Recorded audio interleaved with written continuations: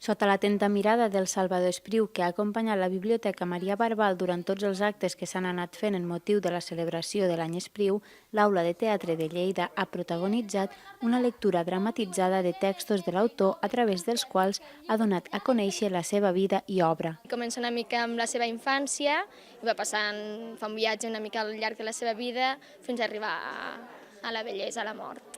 Una seixantena de persones han assistit a l'acte on, a través de la lectura de fragments de la seva prosa i poesia i utilitzant els propis personatges de l'autor que apareixen a l'univers imaginari de Cinera, s'ha volgut aproximar la figura d'Espriu, ja de per si força complexa. Quan se llegís, les comes es posen al puesto, diguéssim, o quan es diuen, les comes es posen no al puesto que estan per llegir, sinó al puesto que estan perquè s'entengui.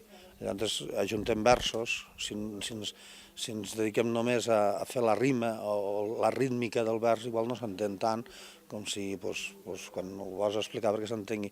Quan una persona llegís Espriu l'ha llegit 3 vegades per entendre'l. Aleshores nosaltres ja l'hem llegit 3 i 4, llavors ho podem dir, llavors ja te'l donem llegit a la primera. La lectura dramatitzada de textos de Salvador Espriu tanca els actes que durant mesos la Biblioteca Maria Barbal ha organitzat en motiu de l'any Espriu.